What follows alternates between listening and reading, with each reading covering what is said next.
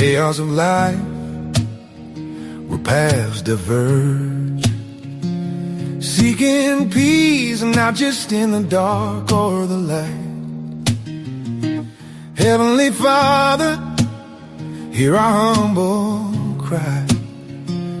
Guide us through the storm, show us the sky. Loud voices, conflicting views, hearts that break, yet in the midst we yearn to make a quiet mind in the loudest din. Listen for your voice, Lord, please begin. Dear Heavenly Father, hear our plea. In this world of confusion, help us see. Quiet our minds, open our eyes to your still small voice, Lord, let it rise.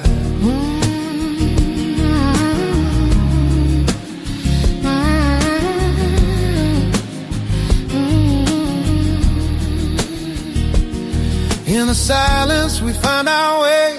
With every heartbeat we choose to stay, holding on to faith as the shadows sway. Your love surrounds us, night turns to day. Let the worries fade like whispers in the wind. In your gentle grace our soul begin to mend. Together we'll rise, hand in hand, side by side, with a heart full of hope. In you we confide.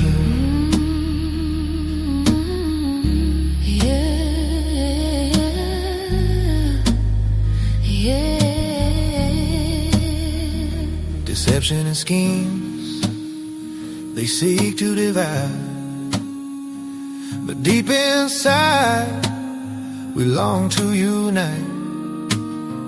Lord, show us beyond the lies we see. Help us find the truth, set us free. Loud voices, conflicting views, hearts that break, yet in the mist we yearn to make a quiet mind in the loudest din. Listen for your voice, Lord, please begin. Dear Heavenly Father, hear our plea. In this world of confusion, help us see. Quiet our minds, open our eyes to your still small voice, Lord, let it hear. Heavenly Father, hear our plea. In this world of confusion, help us see. Quiet our minds, open our eyes to your still small voice, Lord, let it rise.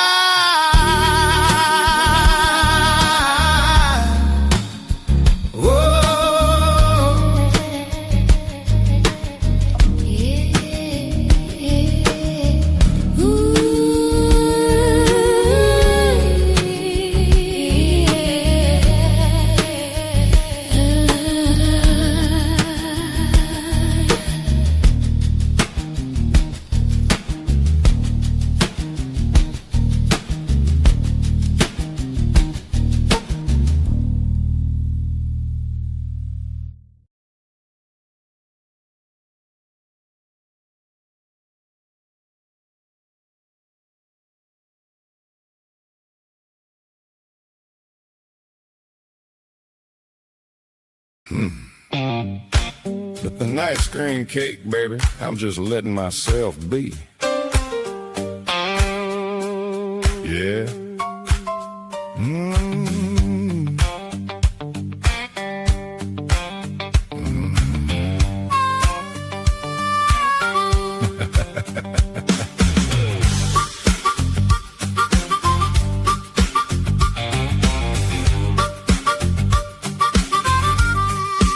Well, today's been heavy, I'm not gonna lie. Too many thoughts rolling through my mind. So I grabbed my pipe, took a look around, and told all my worries, y'all can settle down. I ain't running, I ain't hiding, I just need a little room. Sometimes peace shows up quietly and chases out the gloom. There ain't no emergency, ain't no race. Sometimes you just need a little bit of space. It's an ice cream cake kind of day. Let the heavy drift away. Take a breath, take it slow. Ain't nowhere I gotta go. The world's gonna spin with or without me. I'm just gonna sit right here and let myself be. People ask me, smoke traffic, what's the plan? I say, brother, I'm just one old man. Read a little scripture, watch the clouds roll by. Thank the Lord above for another sunrise. I ain't looking for all the answers, I ain't chasing what's out of reach. Sometimes the quiet says a whole lot more than words can never teach. It's an ice cream cake kind of day. Let the heavy drift away. Take a breath, take it slow. Ain't nowhere I gotta go. The world's gonna spin with or without me. I'm just gonna sit right here and let myself be.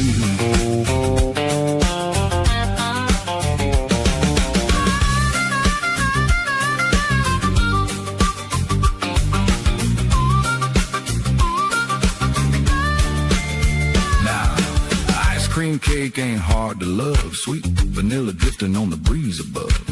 I ain't trying to disappear, I'm just putting my worries in another gear. Life gets loud, that much is true, but I don't have to join in the two. One deep breath and a little smile, and life gets lighter for a while.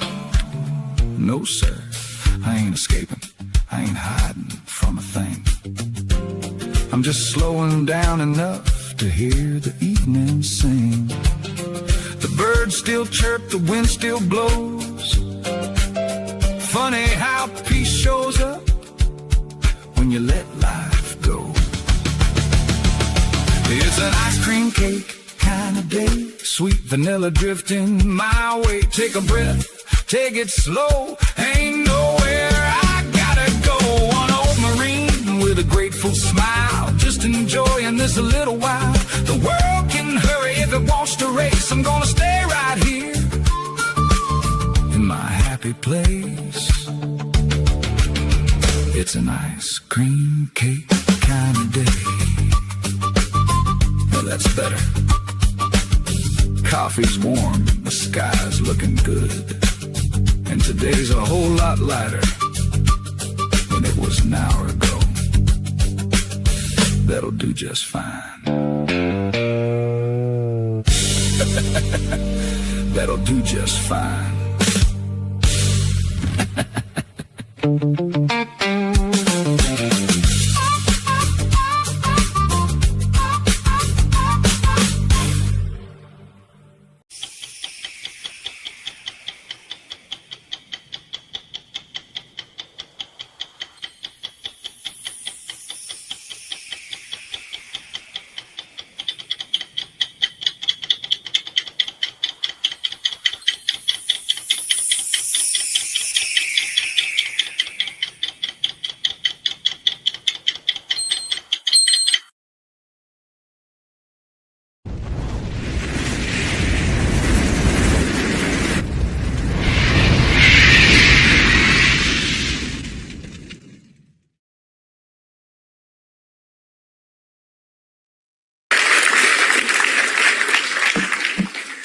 Good evening, my name is Mo Brinksplenty.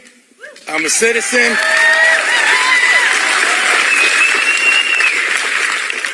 I'm a resident of Miami County. And you know, I'm against data centers because I'm a country guy. I love clean air. And I love water. And I'm gonna tell you this. The water that's on this planet right now is the only water that we're ever going to get.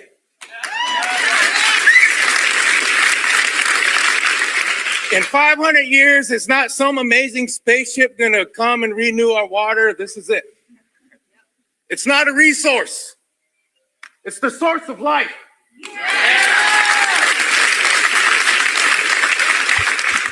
And the day that this phone can download drinkable water for me, provide breathable air for me, and provide a healthy meal through an app is the day that I will worship this phone.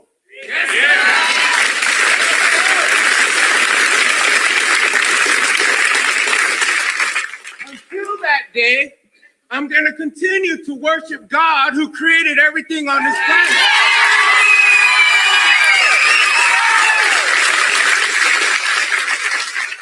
I always hear people say, God bless America. But I wonder, when are we as the people going to say, okay, we're going to bless you, God, by blessing America and taking care of it and tending to the environment for the sake of the children?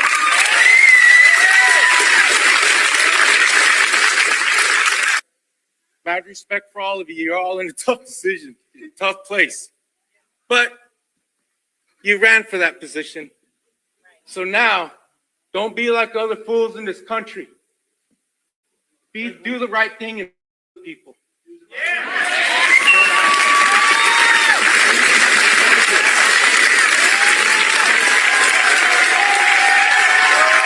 So that man was a very famous actor on the show Yellowstone, and it sounded like the main concern that they have is over the water.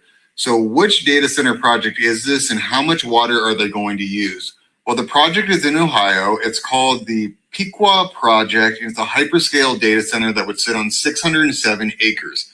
So the big thing is, how much water would this data center use? Up to 2 million gallons per day for the full campus. So that is a lot of water. So I guess the other question would be, is there any more data centers beyond this one project? And the answer to that is yes, too. There are multiple more data centers that are also proposed in the same area. Here we have the one that we just talked about. There's another one by Amazon Web Services that is planned. There's multiple other ones that are down here. In total, there's about 4 major projects that are planned in this area. So there is legitimate reason to be concerned. Okay, now there's a reason that I played this first. Okay, and that reasoning, I want to go up here and I want to go to, give me a second, I gotta scroll down just a little bit here, because it did refresh while that one was playing. Yeah, today, just in today's news alone, there's quite a bit. But I want to actually, you know what? I did save it. So let me. I hate to have to do this, but I'm gonna have to jump all the way up here and then look at the ones for Donald Trump from this morning. Now, this is the thing: is there's. I have a lot of questions in my mind in regards to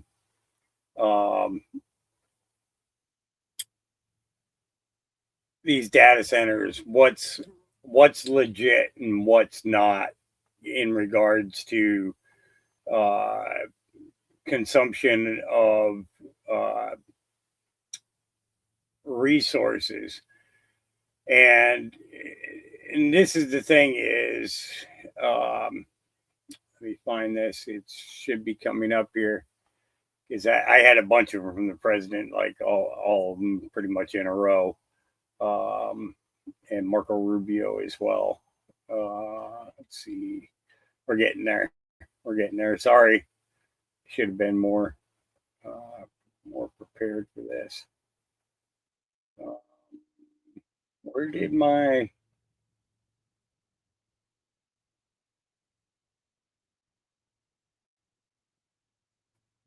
What the heck? I know I shared them because Rapid...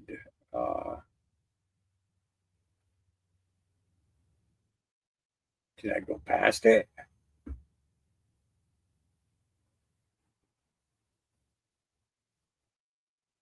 Okay, so there's...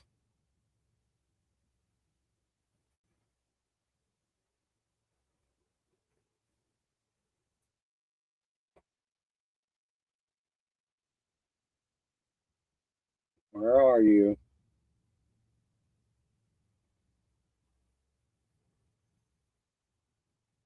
Where are you?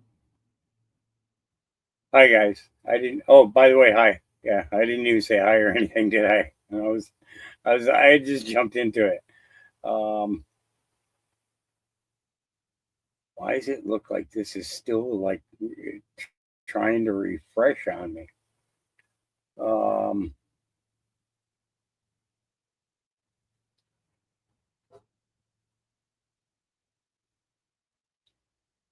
It's like it should be like right there in that group.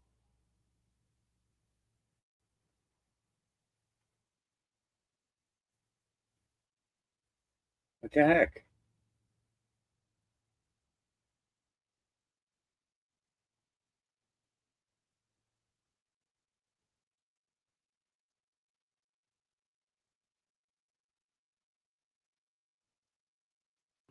This is crazy. This is crazy. Because it was just there. It was just there.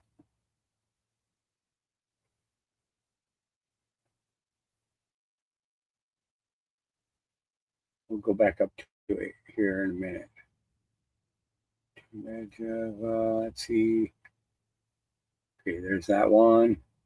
There we go. All right, this is the one I was looking for right here. They're really spending a tremendous amount of money. In other words, the governors in the room. You have great governors in this room, and these companies are spending tremendous amounts of money on the communities, the local communities.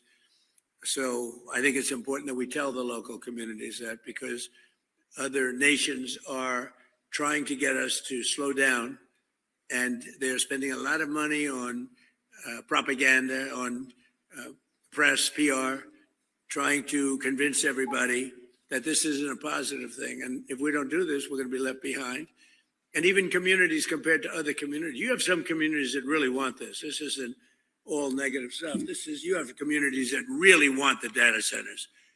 And frankly, those are the smart communities, because it means tremendous numbers of jobs, very little actual disruption.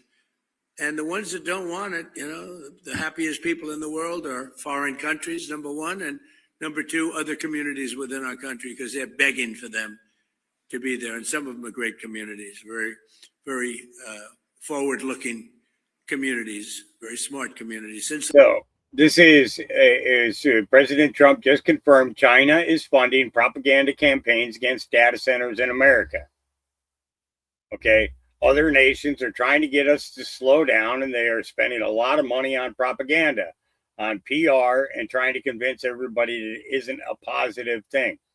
Okay. They're really spending a tremendous amount of money. In other words, is this a corporate type question? Him being, because he ran the Trump organization, so on and so forth, is it that kind of thing, or is it or is it really stopping money from coming into people's communities so that it can continue to be stolen off? And this is the thing, is just because that's a character from Yellowstone doesn't attest to anything in regards to character. Okay. It's actors sell out all the time. Actresses do the same thing. Artists do it the same thing. I don't know enough about this guy to say, well, just because you're a character on TV doesn't mean that I should be listening to you.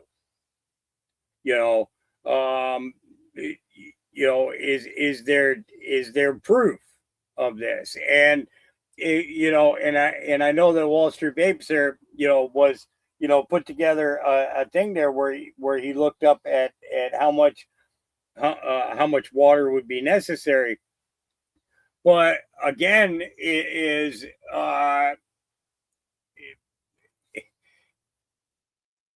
the influence in the response coming from a negative entity in control or a positive entity in control?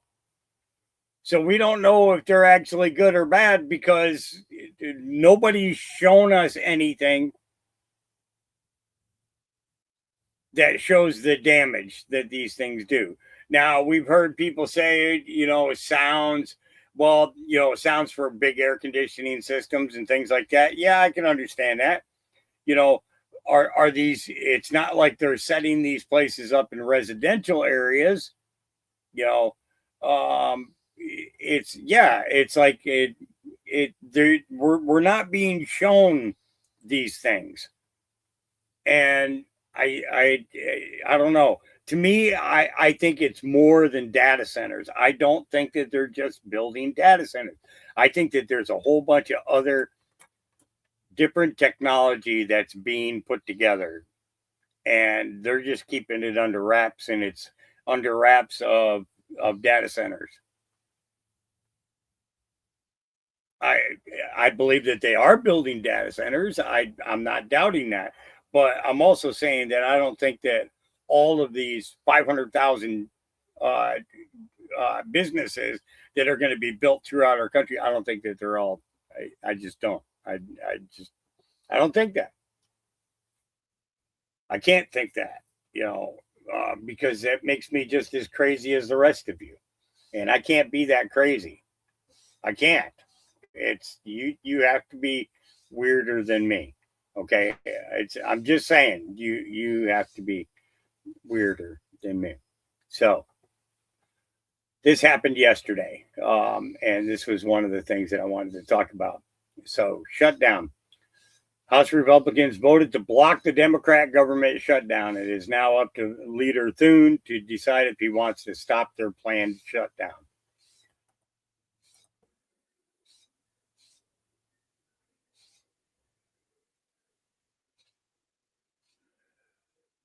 See, does she make an announcement? I can't remember. I think she does.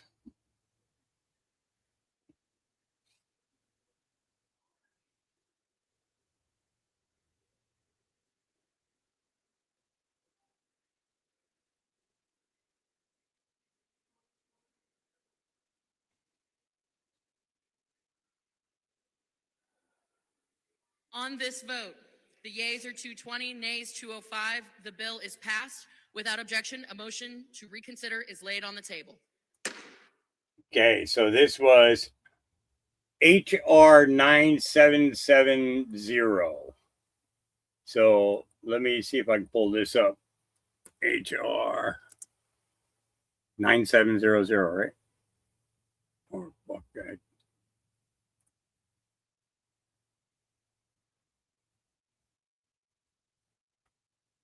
Which window is that? It's this one. 779770.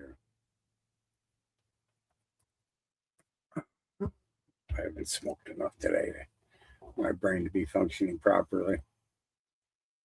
Okay, so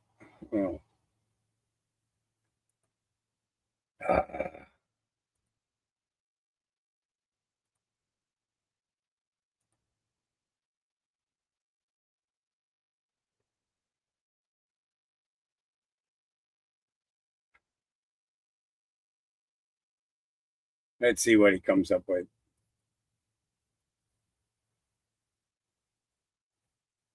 Let's see. Advancing funding measures framed as preventing a government shutdown tied to DHS and immigration disputes.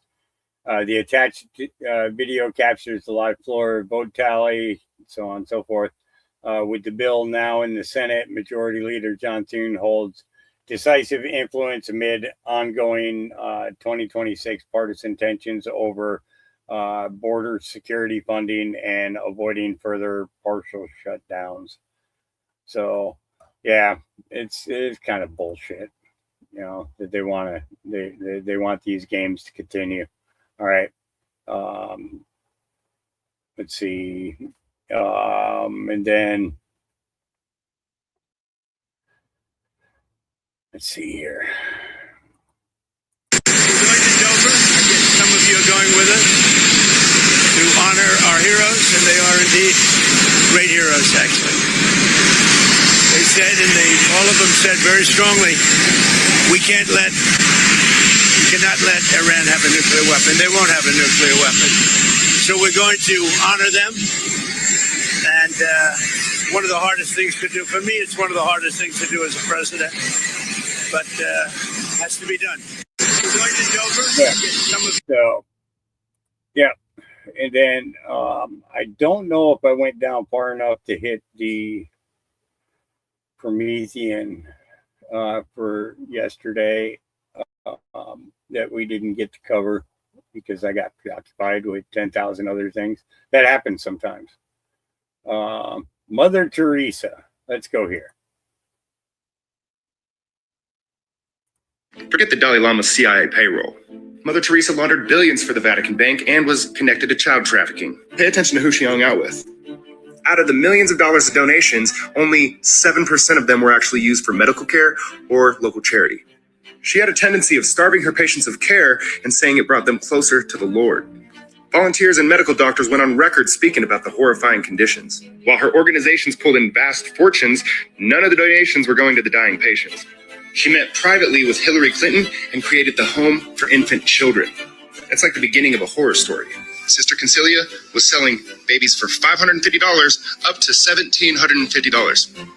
You know who launched a major fundraising campaign for her? Robert Maxwell. Yes, Robert Maxwell, Ghislaine Maxwell's father, the one who programmed all of us and brainwashed us into this BS we're doing. Yeah, him and the Rockefellers worked with the Rothschilds, the ones who built this place called Israel. Right, Epstein's boss. But that mean all the intelligence agencies are the biggest human traffickers? And they kind of prop up these religious institutions. That way they could prey on the youth using God and get us to fund it. She also begged a judge to pardon this guy called Charles Keating, a financier convicted of massive fraud for swindling retirement accounts. Out of all this money that she got, she funneled it to the Vatican Bank. They used the ultimate mask of holiness to launder money globally to create a human farm. And that's why so many priests are perverts. Not because God's people are evil, but because evil people crave power and want to be like God. We, the people, have been blind for so long that we lost our spiritual gifts of discernment, intuition, wisdom. They want you looking at these manufactured saints, so you'll give your resources and your faith to these institutions that weaponize the name of God. But the awakened Ikari are activating their spiritual sight for truth to see past the media brainwash. They can hide behind the Vatican Bank, hoarding millions in secret accounts. They can script global humanitarian awards to fool good people into praising wicked ones. But they cannot capture the divine spirit within you if you do not consent. Disconnect from their manufactured guilt loops and outrage. Clear your mind of their trauma programming, because true wealth is spiritual. My name is Derek. If you like what I do, follow me for more.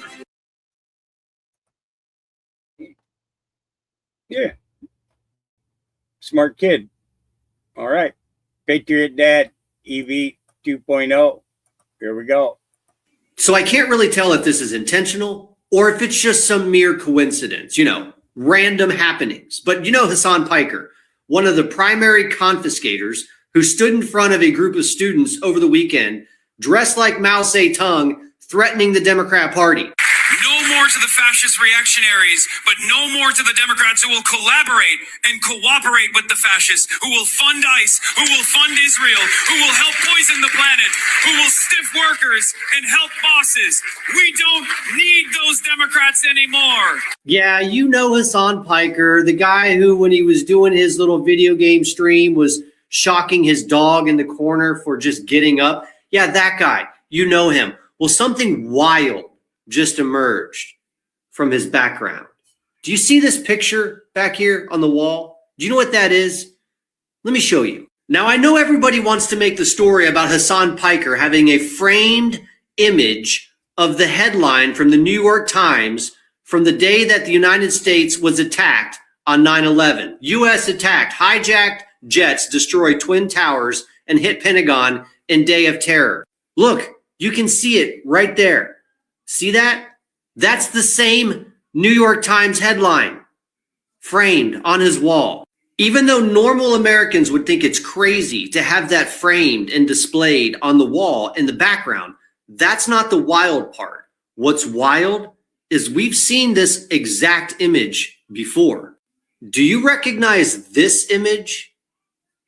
This one right here that has the exact same New York Times headline framed and displayed on a wall in a home. Do you know where this image comes from?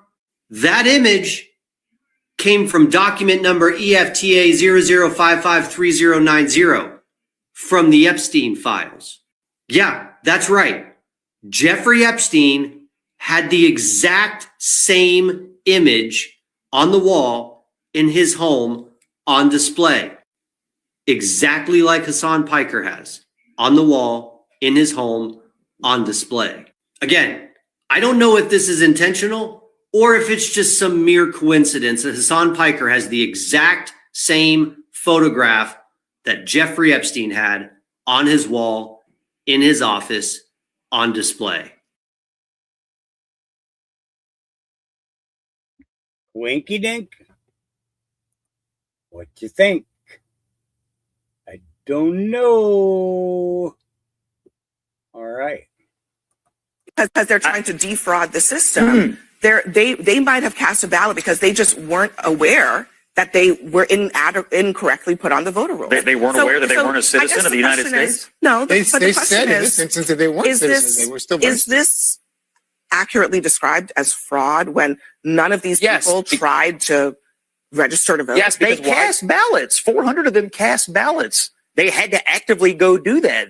I assume no one voted in their name. Maybe they did. I don't know. But they actively cast a ballot. Did they not? What I want to, but an illegal alien gets put on the rolls, however they got there, and cast a ballot. I mean, but you acknowledge that some people might actually be, because this has come up in courts before, where some people who are ineligible to vote are not aware that they're ineligible to vote because they're trying to defraud the system. They might have cast. Yeah. Abby Phillips playing for the other side. Yeah. So, and then here we go. This is for the, On this vote, the ayes are 219, nays 208. The amendment is adopted. The unfinished business is a request for a recorded vote on amendment number 20, printed in Part A of House Report 119755 by the gentlewoman from South Carolina, Ms. Mace, on which further proceedings were postponed and on which the ayes prevailed by voice vote. The clerk will redesignate the amendment. Amendment number 20, printed in Part A of House Report number 119-755, offered by Ms. Mace of South Carolina. okay, so this is for the amendment number 19 on agreeing to the amendment. It's fucking crazy. House passes key NDAA amendments to ban taxpayer-funded transgender procedures in the military and safeguard women, girls in government spaces. Representative Nancy Mace's amendments passed with flying colors, putting sanity and fairness first. The radical transgender agenda just took a major hit in Congress. The cult is melting down. Basically, what that means is now it's going to go in front of the Senate, and those that wear dresses for their lower appendages are going to have to use the bathroom according to their appendage. Doesn't matter what sex you say you are. It's got to do with what sex you actually are. Yeah. Male or female. The others don't exist. They're all fucking mental illnesses. Yeah. All right. So then, and then here we go. Tim Burchett. Hey everybody, Tim Burchett. Just finished up some late votes tonight. Several amendments that will go on the NDAA, the National Defense Authorization Act, will be tomorrow. Some of them would strike areas where Section 521 replace it with a prohibition on foreign nationals attending the United States military academies. That did not pass. I voted for that. There was putting a limit on the number of cadets who may receive alternate service obligations to remove professional athletic careers. So if you want to play pro ball, you get special recommendations. You can they give you a scholarship, and then you're supposed to do several years of service, and this allows you to have some exemptions there. I didn't vote for that. You sign up for the job, you do the dadgum job, and we make too many excuses for these pro athletes and others too many times. There was amendment prohibiting funds for Ukraine security assistance except for U.S. Embassy security in Ukraine. before that, of course, it didn't pass. Several dealing with transgenders, by Nancy Mace. There were some great amendments, and a couple of hers passed. There was a bill called the Main Street Capital Access Act by French Hill. It cuts regulatory red tape for small community banks who can't afford to handle all the paperwork. We need to continue doing that. The big boys put them out of business. And then there was the CR, the Continued Appropriations Act, to provide a clean, flat funding for the federal government through December 4th, 2026. That'll keep the government open, and it passed. So anyway, some pretty good stuff got voted down, didn't pass, and some pretty crappy stuff got voted in. But anyway, we'll see what happens. Thank y'all for sending me here. Yep. Yeah, well, Mr. McBride's going to have to use the right bathroom from now on. That's what I said, John. I think that's kind of hilarious, actually. It's kind of funny. It's oh Lord, what is this world coming to, right? Yeah. All right. So these are two separate portions here. So in 2021. Is put out by Chief Nerd, by the way.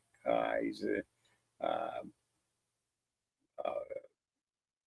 podcast clipper and stuff like that. So, all right, 2021, Governor Phil Murphy, uncovering voter fraud is less than the chances that you get hit by lightning. 2026, Governor Mickey Sherrill, a serious software error led to the improper vote registration of roughly. Yeah, well, I'll let the video speak for itself. Here we go. Tell the truth. I mean, the chances of voter fraud, and this is true, uncovering voter fraud is less than the chances you get hit by lightning. And I don't say that with any sort of amount of humor. We lost a lifeguard a couple of weeks ago in Berkeley Township, struck by lightning. It just isn't. It barely exists in terms of voter fraud. Now, does that mean that there aren't situations that come up that our folks deal with? Yes, but it's a de minimis frequency. It just doesn't happen. Our elections are safe and secure, and we're going to make sure we keep them that way. In June of 2023, nearly 3 years before I became governor, a serious software error in New Jersey's motor vehicle system led to the improper voter registration of what we believe to be roughly 6,600 people in our state. When New Jerseyans applied for a driver's license or identification at the MVC, they were asked if they wanted to register to vote. In the case of this error, some individuals indicated that they weren't citizens and weren't eligible to vote, but the software registered them anyway. Yep. So I think that there should be a thing for politicians from the top to the bottom and the bureaucracy as well. You know, that underlines that gets paid by the American taxpayer dollar. Anybody who gets American taxpayer dollars, it should be liar, liar, pants on fire, and their pants should start on fire. I'm not kidding. They should have fire shooting out their butthole. Absolutely. Burning their pants right off. Liar, liar, pants on fire. I'm just saying. I'm just saying. Okay. But then we would know. Okay, but right now, I don't know, you don't know, we don't know. Okay? We need a sign. You know what I'm saying? Anybody? Nobody? Nobody's got anything to say to that. I can't believe it. You guys are... I feel like a fifth wheel sometimes. You guys just come in and talk to each other, not even talk to me. It's okay. That's all right. That's all right. I'll just keep on keeping on. Yeah, I'll just keep on keeping on. So they get their H-1B visa approved, and then they get fired from Microsoft. I mean, that was a brilliant idea. that if they lied, their pants would just automatically start on fire. Okay, and not a single reaction or nothing. Okay, I'm filling out a hurt feelings report. You give me a minute, I'll find one. So they get their H-1B visa approved, and then they get fired from Microsoft. Congressman, you sent a letter to Federal Reserve Chairman Kevin Warsh after the CEO of Xbox was appointed to the Fed's Productivity and Jobs Task Force. Have you heard back? I've not heard back. You know, it's a little breaking news. I just sent this late afternoon yesterday before we headed to the floor, and I want her removed. I mean, so she's the head of productivity and jobs on this task force. I mean, I guess what's the strategy? Fire your workforce and apply for H-1B visas. I think the H-1B visa program needs to be done away with. I think it's a scam. I think it's replacing our people here in the United States. We are a country. We're not an international free trade zone where everybody can come in and compete for our jobs. The American worker is the only worker in the world that has to compete with workers from all over the world inside their own borders. And we have millions of people graduating college and technical school and trade school every year who are being outbid in terms of wages, not outworked. And I don't think that that's right. I think we need to get rid of the H-1B visa program. Yeah, you recently wrote an op-ed for Fox News Digital about it, the need to address issues with the H-1B visa approval process. Walk us through what can be done here, because, you know, you talk with CEOs out there of global businesses, and they're all in on the H-1B visa process and hiring people who have those visas. What are your concerns? Well, and look, I get why they're for it. I mean, they get to import cheap foreign labor from all over the world. But look, we are a country. Citizens do have, I think, some type of exclusivity.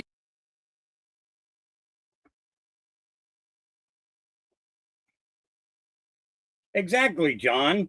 Exactly. I don't know is the first step to defy the ego. Yeah. Defeat the ego, I think is what he meant. That's right. After all these years, we don't know nothing. We don't know nothing. You know, we're just conspiracy theorists. That's it. That's it. We're just conspiracy theorists.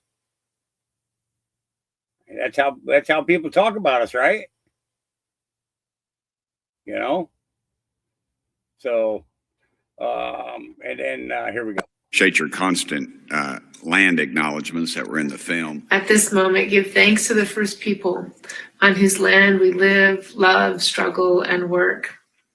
At this moment, give thanks to the first peoples on whose land we're honored to live, love, struggle, and work.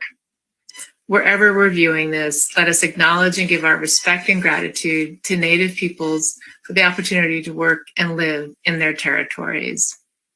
Wherever we are today, let us acknowledge and give our respect and gratitude for the opportunity to work and live in their territory. I'm wondering, have you ever planned on dating any of your personal property or property of the Smithsonian to any of these tribes? I don't believe that's pertinent to the conversation, sir. Well, I mean, you say that every time you open your meetings, apparently, and I was just curious of that acknowledgement, if that was something you were planning on doing. That's a good question. Think of all the artifacts that the Smithsonian holds. I'm serious now, okay? All the Native American artifacts that they have, okay? But then at the same time, all the other stuff that you found too, or that other people have found that you've taken away. Give it all back. Give it back to the people. And you know what? Give us our museum back too, while you're in the process. Okay, what they've done to the Smithsonian Institute in 4 years is the most despicable crap that I've ever seen. bondage gear and stuff. And it wasn't. We're not talking about bondage as in the slaves of before the Confederacy. Okay, we're talking about bondage, sexual crap. What the hell is that doing in the Smithsonian Institute?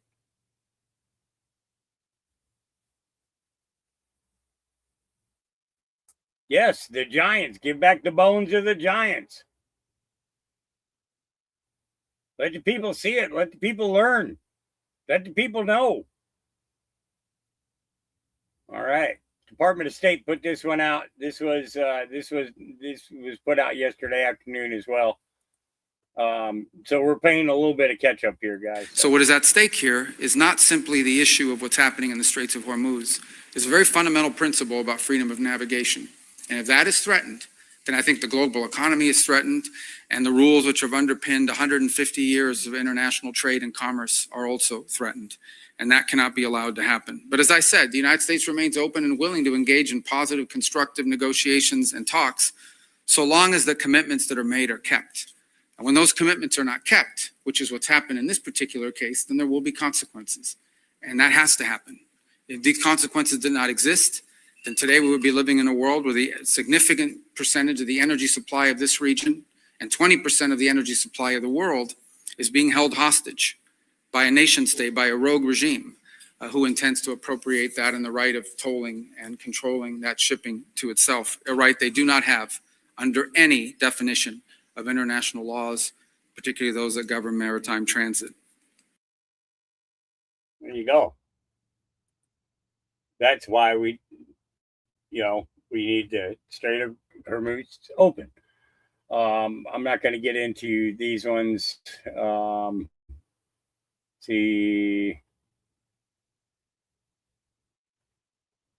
Let's see. Told you about him yesterday. This one was very interesting. Here we go. This is Joker Red Pills put this one out. And Arkansas mayor's brother. What are the odds that a small town mayor's brother in Arkansas wins the second largest Powerball jackpot in history? That's right. Tracy Hartwick, the younger brother of North Little Rock mayor, won a $1.8 billion jackpot, deciding to take the cash prize of $834.9 million. Speaking of the mayor, last year, 2 teens came forward to the police alleging him of inappropriate touching. But the state decided that it was not enough evidence to bring charges forward. Speaking of the lotto in the state, Arkansas received about $32 million in state income tax from this win. I mean, the timeline is crazy. December 5th, the 2 teens accused the mayor of inappropriate touching. 19 days later, the mayor's brother wins the Powerball jackpot. Then the state receives $32 million, and then they drop the charges. Now, Tracy, who won the money, decided to take 94% of the winnings and give 3% to his brother that's not the mayor, and the remaining 3% to an unnamed third person. And 3% ain't nothing. It equals about $25 million. Just to keep the whole thing in the Arkansas family, the winning ticket was sold at a Murphy gas station, who received $50,000. Even though this chain of gas station has about 1,800 locations across 27 states, the winning ticket was in hometown Arkansas, not far from where the chairman of the board grew up. And it just so happens he's about the same age as the mayor. You have to wonder in a small town if they know each other. I'm sure that all of this is just a bunch of coincidences. Because the lotto can't be rigged, can it? I mean, there's just unconfirmed whisperings that Epstein's Zorro Trust won in 2008. As always, I want to hear what you think about all of this down below. Yep. And I told you, I played a couple of things about the lottery to you guys before, about how all the Sandy Hook people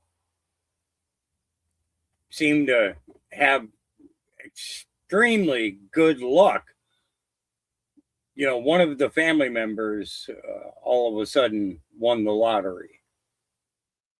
You know, It didn't have to be big, huge lotteries. A couple of million here, a couple of million there, a couple of million there. And it just seems kind of funny that, that even Zorro Ranch Trust was funded by a win. Isn't that kind of strange? I mean, just a little bit. Doesn't that make you think at all?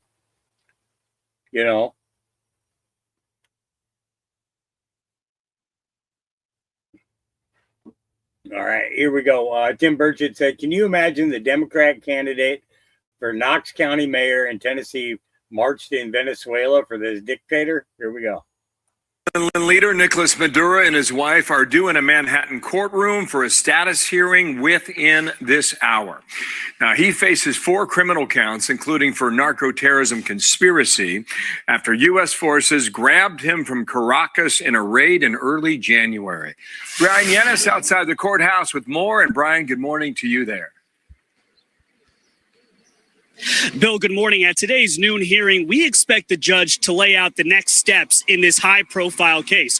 According to new court documents, both sides are proposing a June 2027 start date for this trial against former Venezuelan President Nicolas Maduro and the former First Lady, his wife, Celia Flores. Early this morning, Maduro and Flores were believed to be moved in this motorcade from the federal prison in Brooklyn to the federal courthouse here in Manhattan. Maduro and Flores face federal cocaine trafficking and weapons charges. Maduro also faces a narco-terrorism charge. If convicted, they face up to life in prison.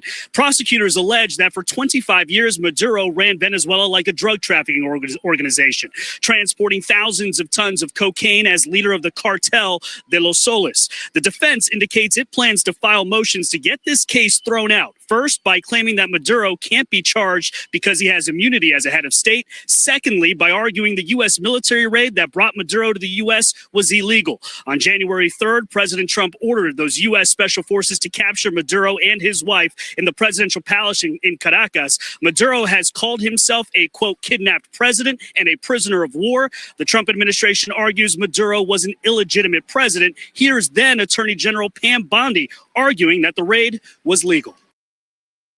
Yeah. So, yeah, it just seems kind of funny that this, that one of the guys who's running in Tim Burchett's area, went to Venezuela and marched for this. It's just kind of crazy. So I covered the. Did I cover the vets? Yes, I did. I did cover that yesterday. All right. Here we go. Well, we have a couple of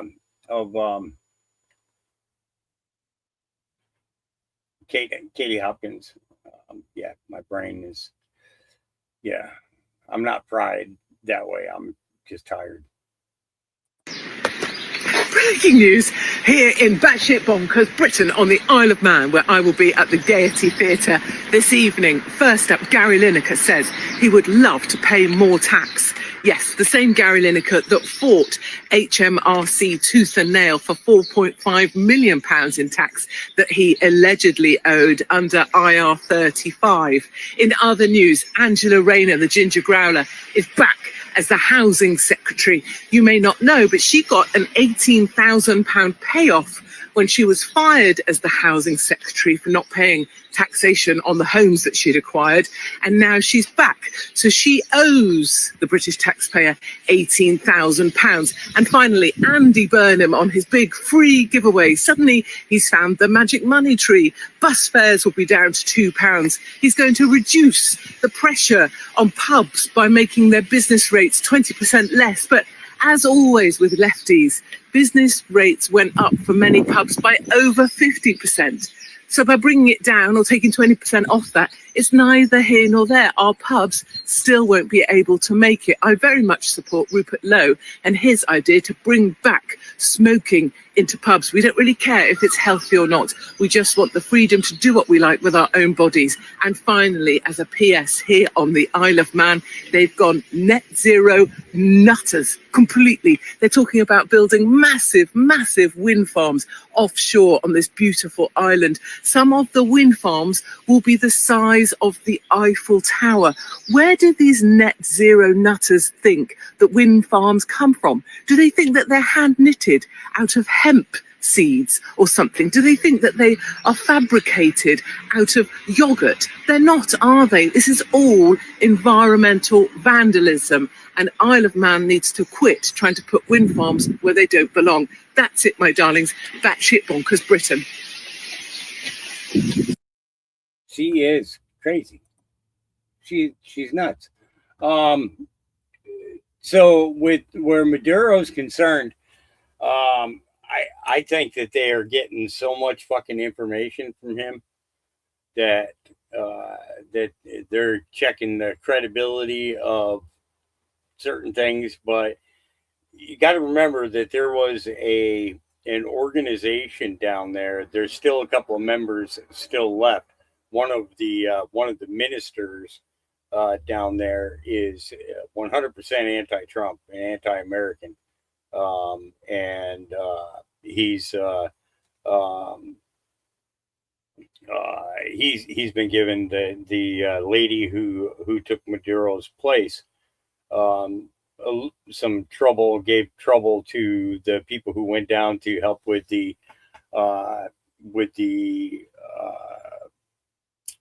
earthquake recovery, and they were directed away from areas, and it's believed that there were a bunch of children taken out of there. I have not seen a finality type report yet, but I'm sure that we will soon enough be hearing from that. All right, let me get up here. Actually, let me take us to the top, and then we'll work our way down. So here we go. We move very quickly because the people of New Jersey obviously deserve accountability and transparency. We're running an independent investigation right now to get to the bottom of exactly how this happened and what's going on. But, you know, it is not a surprise to me that the federal government, that the Trump administration wants to immediately weaponize this against people, as opposed to focusing on making sure that we're running free and fair elections. That's my focus. I would say again that Trump has done more to undermine our election system than anyone in my lifetime, including Vladimir Putin. He has attacked the 2020 election, which he ran. He has also sent out an insurrection against us when we were trying to certify that election.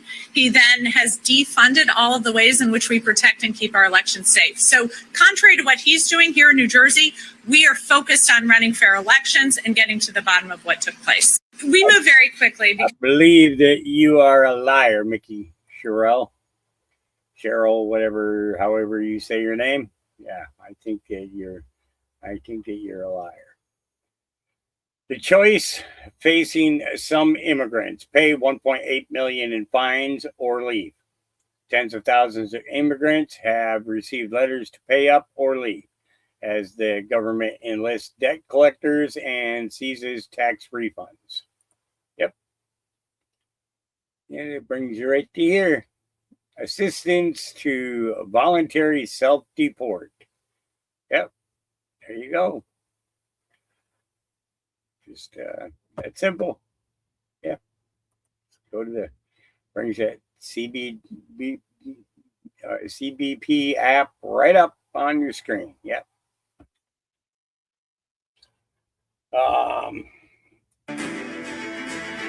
President Trump announces he's close to launching a massive attack on Iran, worse than anything we've seen so far. Axios, I'm considering a massive attack bigger than ever. And then Kirill Dmitriev says, a humble prediction, we will see the highest oil prices in the history of humanity. The energy crisis tsunami is coming. Do I believe that? No. I don't. I just don't. It's but we'll see what happens. So Palm Beach Pete bought Epstein's New York townhouse.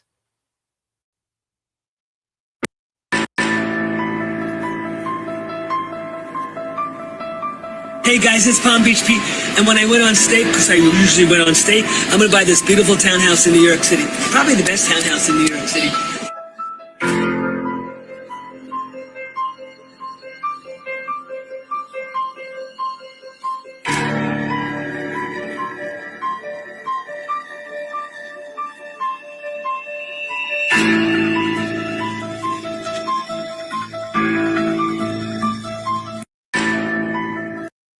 Kind of weird. Kind of weird. Kind of weird. Just a little bit, maybe. Just a little bit. And then this guy here. Predators don't look like predators anymore. They're teachers, coaches, the people you trust with your kids. But they can't hide from Hansen. First up, a second grade teacher. This one writes children's books. Ashay Shakes, 31, allegedly started chatting up what he thought was a 15-year-old boy. Police say he sent a half-naked photo and called an Uber to go meet him. Hansen was waiting instead. Now you can see why people would be disturbed by the fact that a school teacher is caught in a sting operation trying to meet up with a 15-year-old boy for sex. That is no. Well, Ashay, what do you call it then? You have a sexually charged conversation with a 15-year-old boy. You say, would you get intimate with me? I'm 29. You talk about oral sex, kissing, giving, and receiving. You send a suggestive picture of yourself. What else can you make of this? And you're a teacher? Is there someone I can talk to? Yeah, you can finish talking to me, and then you can talk to whomever you want. He's charged with 3 felonies, using a computer to lure a child. Next, contractor. Eric Marin, 34. Police say one kid wasn't enough for him. Apparently, he thought he'd found a dad offering up his 2 sons, 7 and 14. Then showed up to meet them. Now, since yesterday, you've been talking to this man about having sex with his children. Correct. 2 boys. One is 7 years old and one is 14 years old. Correct. You are very graphic about what you want to do to them. You said you wanted to perform to the boys.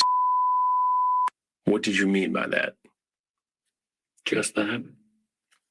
These are children, Eric. 7 years old, 14 years old, and you're talking about sexually assaulting them. Did you give any consideration to the impact on a child? Yes. He's charged with soliciting a minor and unlawful use of a 2-way device. Chris Hansen, the host of Takedown. So you swept up a bunch of guys here. 58 guys in 6 days in Marion County, Florida. A massive sting operation and some of the most disturbing cases I've ever seen. You look at Eric Morin. Here's a guy who thought nothing of trying to negotiate with a father to join in a sex party with a 7 and 14-year-old. And Ashay Shakes, well, he was here on a work visa from Jamaica. That's been revoked. And he's lost his job as a teacher. And now the both of them are eating bologna sandwiches, breakfast, lunch, and dinner in the Marion County Jail. No bail for these. Yep. They got 58 people. You know, it's kind of shit that needs to, kind of stuff that needs to happen. Oh, that beautiful boot camp 101 digital soldiers you think you have become. Listen up. I'm seeing some of your favorite network influencers suddenly switching sides. These are the same people who put you through Boot Camp 101 and convinced you to trust their inside sources. Guess again, there is an agenda. Now they're claiming President Trump is controlled by Putin or China, or Marco Rubio has been infiltrated into the United States. All of that is nonsense and built off lies and deception. If you believe that, I have oceanfront property in Arizona to sell you. It's a lie from the pit of hell. It's the trap. The socialist and communist agenda is becoming easier to see. It may be time to walk away from the people leading you down that hole. Do you know why President Trump read the snake poem? I believe he was warning about infiltration, deception, and trusting people who eventually reveal a very different agenda. We've seen it with quite a few of the podcasters, right? Especially over the last year and a half. All right. The MAGA movement became too powerful to defeat from the outside. So what happens when people cannot conquer a movement? They try to enter it, gain your confidence, and divide it from within. Reality check is true. Some of you have been cuddling the snake. You trusted online influencers because they claim to have secret sources, inclusive intel, and inside information. See, we don't know nothing. So we know they're not talking about us because we don't know nothing. I don't know nothing. You don't know. We don't know nothing. Okay? So we're good. We're all right. But he's not talking about us. All right. So you trusted online influencers because they claim to have these things. And now some of those same voices are flipping the script, attacking President Trump and turning against his administration like Marco Rubio and others like Eric Kirk and more. Before repeating their accusations, stop and ask yourself, whose side am I really helping? Do not confuse loud voices with truthful ones. Do not let someone earn your trust by praising Donald Trump only to later use that trust to turn you against him. Be very careful where you tread and even more careful about the snake you have allowed close to you. We've been warning you, and it's here. The snake may change its story, but it never changes its nature. Wake up before it bites. Let's listen to the snake poem again. You thought it was one way, but it was another. It's time to wake up to reality. Has anyone ever heard it? The snake. It's amazing. All right, you're going to hear it now then. A legendary piece of poetry. On her way to work one morning, down the path along the lake, a tender-hearted woman saw a poor, half-frozen snake. His pretty colored skin had been all frosted with the dew. Poor thing, she cried, I'll take you in, and I'll take care of you. Take me in, oh tender woman, take me in for heaven's sake. Take me in, oh tender woman, sighed the vicious snake. She wrapped him up all cozy in a comforter of silk and laid him by her fireside with some honey and some milk. She hurried home from work that night, and soon as she arrived, she found the pretty snake she'd taken in had just survived. Take me in, oh tender woman, take me in for heaven's sake. Take me in, oh tender woman, cried the vicious snake. She clutched him to her bosom. You're so beautiful, she cried. But if I hadn't brought you in by now, you truly would have died. She stroked his pretty skin again and kissed and held him tight. But instead of saying, thank you, man, the snake gave her a vicious bite. Take me in, oh tender woman, take me in for heaven's sake. Take me in, oh tender woman, sighed the vicious snake. I saved you, cried the woman, and you've bitten me, but why? You know your bite is poisonous, and now I'm going to die. Shut up, silly woman, said the reptile with a grin. You knew damn well I was a snake before you took me in. That's what's happening to our country. That's what's happening to our country. And it's true. It's true. You know, think about where it would go. We keep warning you, be careful who you follow. You thought it was one way and it was another. Right? You know. So and then I want to get to the Promethean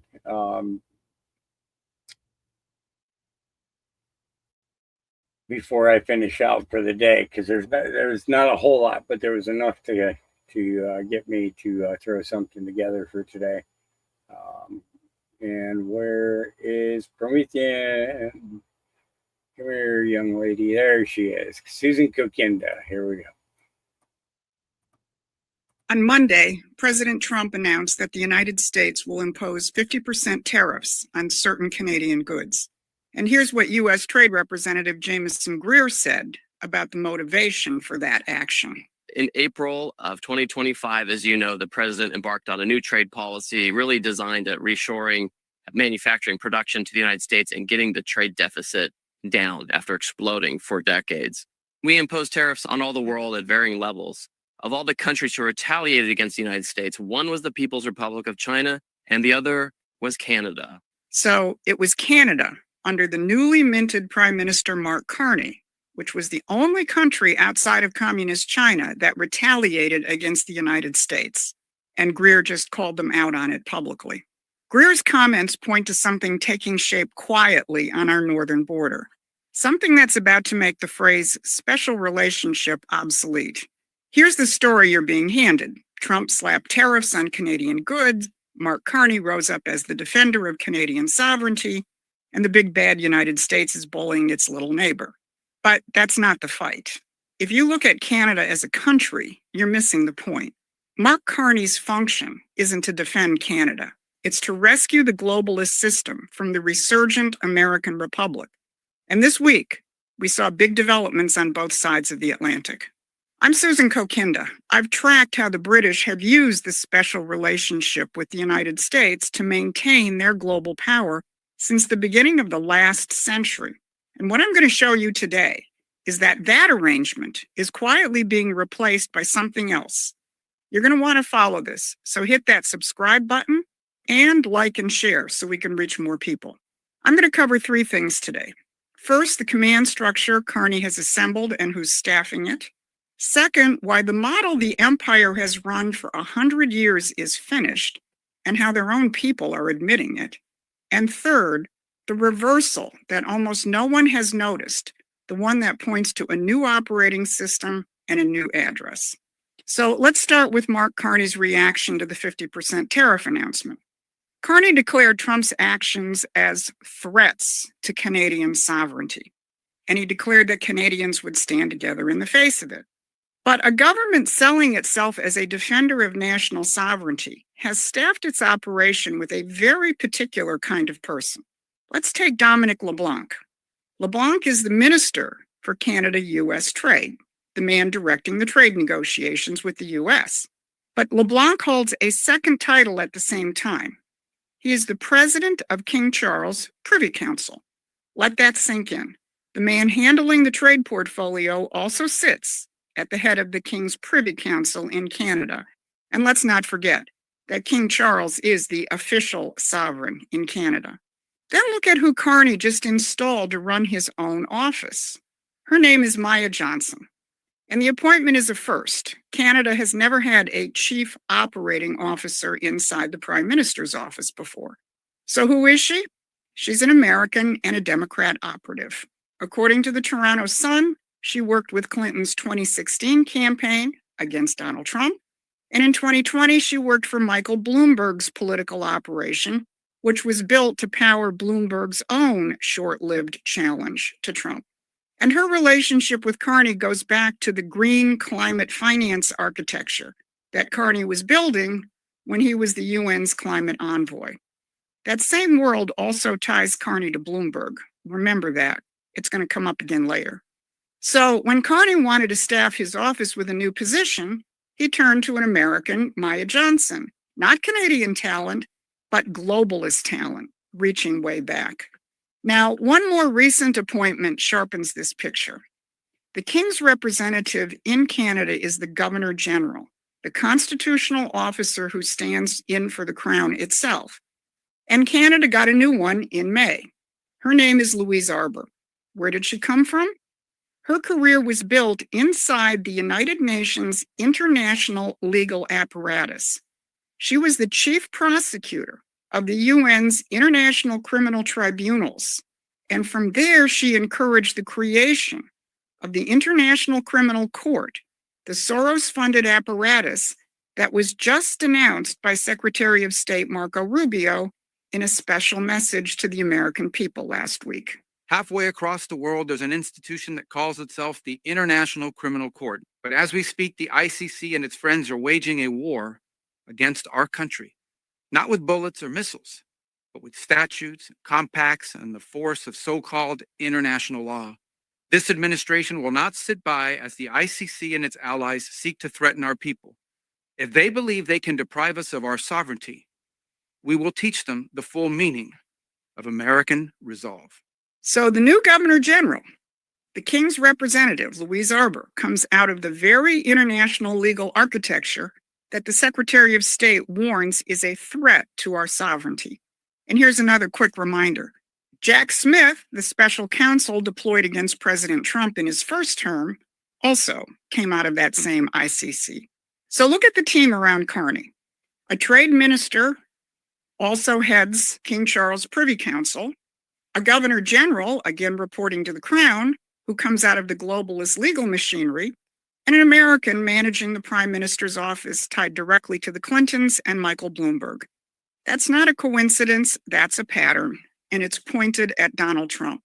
So while the headlines focus on the trade fight between the United States and Canada, Promethean Action is pulling back the curtain on this deeper fight, the one between the United States reasserting its sovereignty against those imperial structures.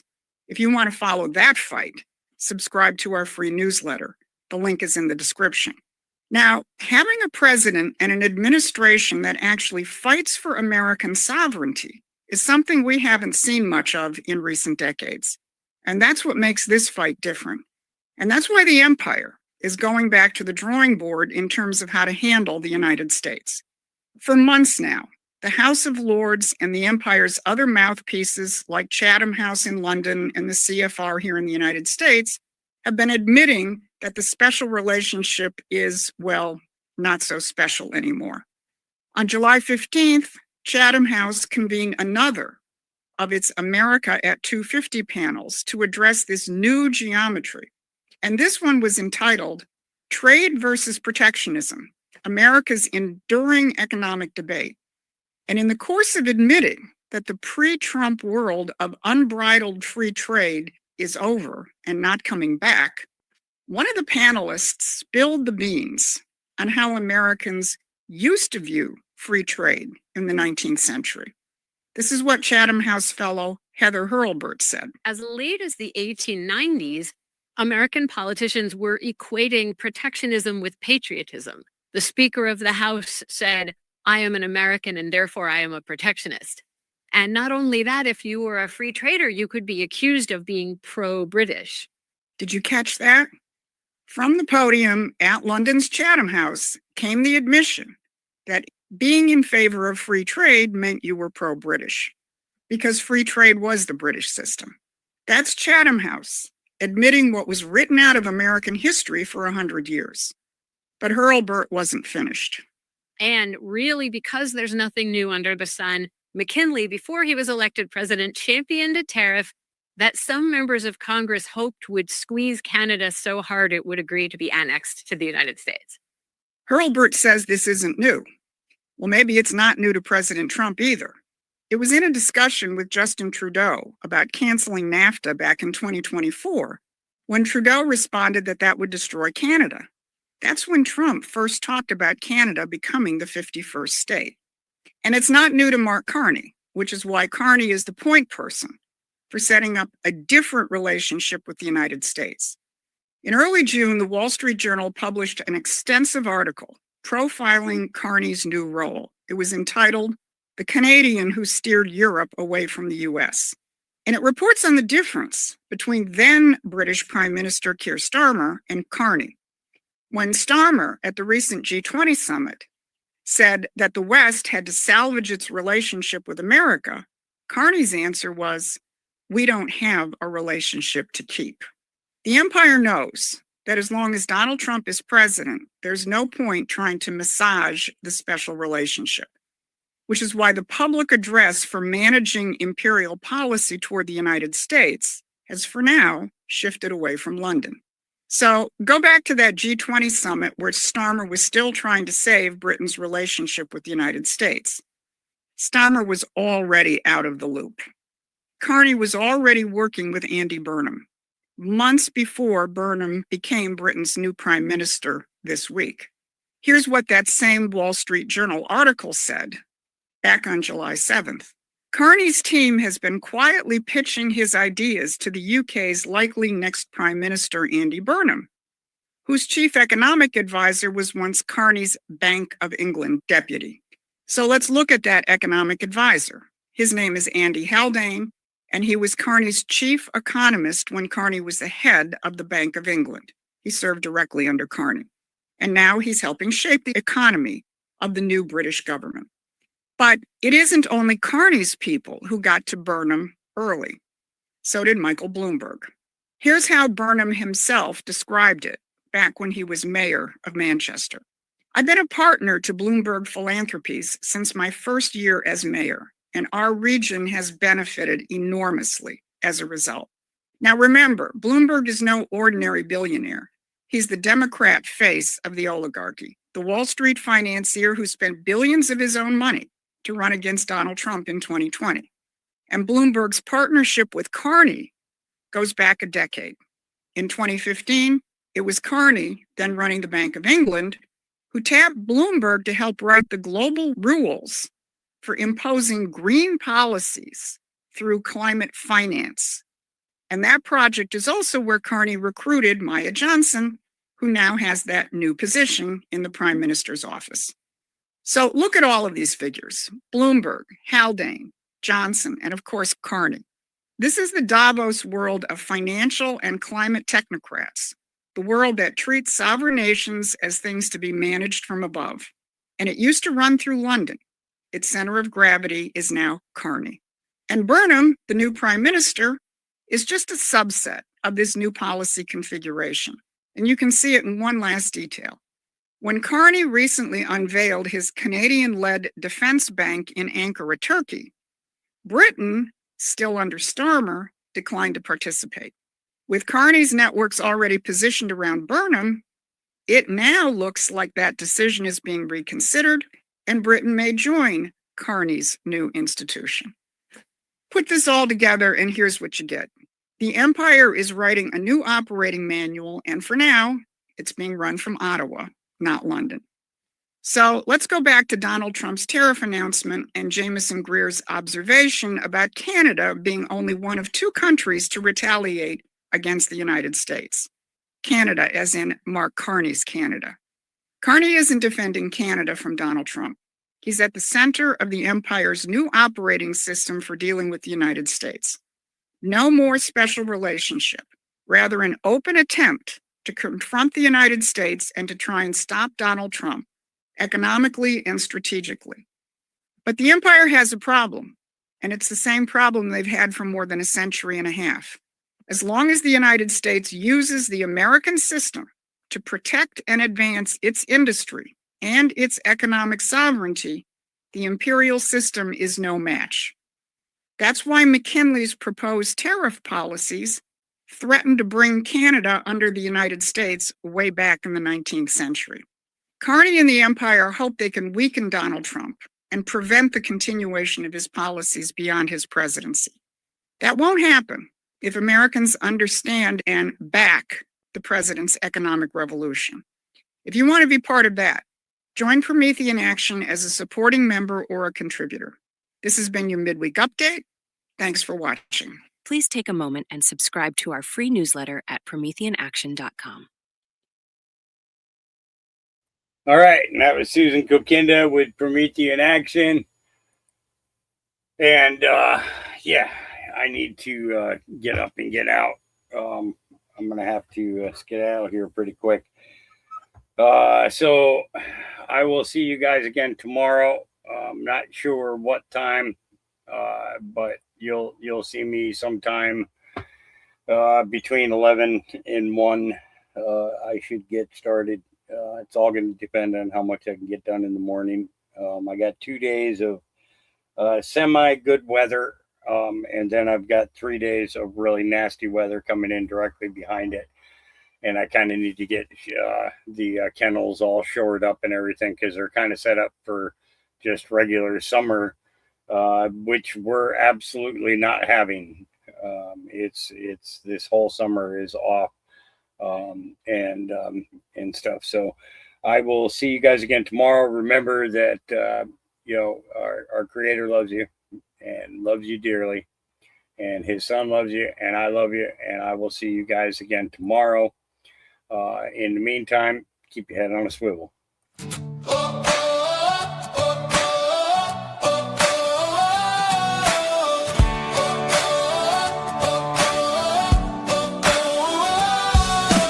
Woke up this morning to a world on fire. Everybody shouting, climbing walls of wire. Fear on the TV, lies across the screen. Hard to know these days what anything means. But I hear my Father's voice down in my soul. Stand up straight, don't let the darkness take control. Love your neighbor, hold the line, stay alive. Open up your eyes and let your spirit drive. Don't let the noise pull you under. Don't lose your heart in the thunder. Keep your head on a swivel, keep your eyes on the light. There's still love in the middle of the fight tonight. When the road gets narrow and the world feels cold, keep your heart wide open and never let go. Keep your head on a swivel, but your soul on the rise. There's a whole lot of beauty still left in these eyes. Yeah, the world may shake, but we're not gonna break. We were born for more than survival.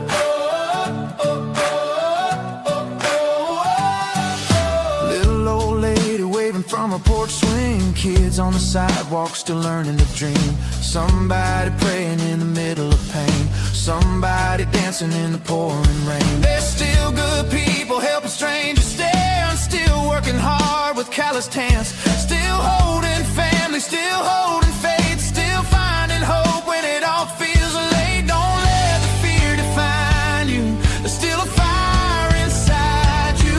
Keep your head on a swivel, keep your eyes on the light. There's still love in the middle of the fight tonight. When the road gets narrow and the world feels cold, keep your heart wide open and never let go. Keep your head on a swivel, but your soul on the rise. There's a whole lot of beauty still left in these eyes. Yeah, the world may shake, but we're not gonna break. We were born for more than survival.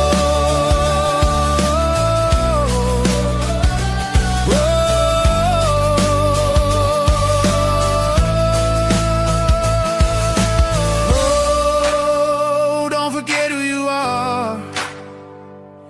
You were made from the dust and the stars. Oh, even when shadows fall, love is still the strongest thing of all.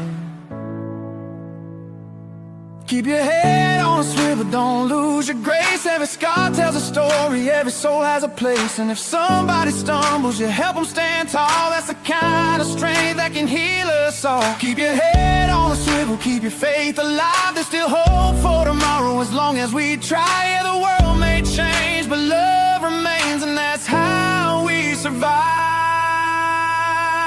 Keep your head